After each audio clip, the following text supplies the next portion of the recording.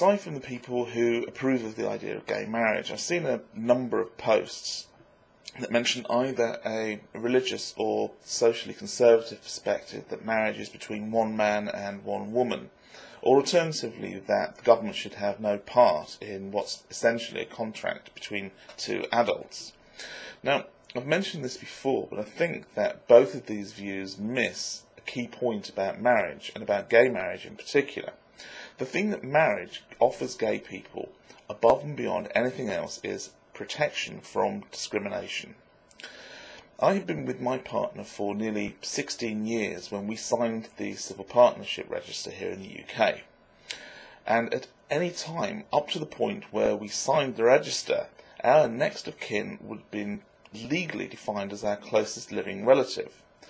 Now, he didn't count as a relative of mine, nor I a relative of his, and in fact, we had no legal familial relationship at all. If one of us had been ill, and the only people who were allowed to visit in hospital were family, the other one could easily have been excluded, quite legally, from visitation. If one of us had died, then the other would have been liable for inheritance tax on any joint property that's worth more than £250,000. Now, although £250,000 might sound like a lot of money, with property prices the way they are in the UK, it's not difficult to exceed that amount quite considerably.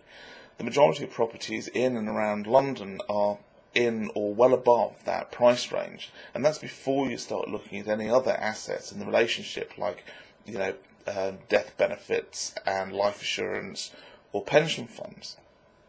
So in addition to losing the person that you'd hope to spend the rest of your life with, you could well have lost your home as well if you're unable to pay the inheritance tax. Britney Spears' drunken Las Vegas marriage gave her husband more rights than would be afforded to a gay couple who'd been together for more than half a century. So the point of gay marriage is to offer gay people the same rights and protection that heterosexual people already have. If people want to be bigots, then that's their right. Freedom of speech, freedom of expression, freedom of thought are all things that I'm in favour of.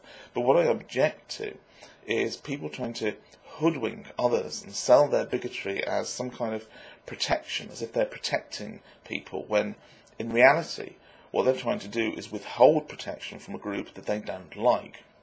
So my message to all the people who oppose gay marriage is this: be honest. If you're against fairness, then at least have the balls to stand up for your convictions. Don't pretend that you're protecting anything other than a section of society's privileged status. Sneaky and underhand contracts like this one serve only to show exactly what your morality is worth.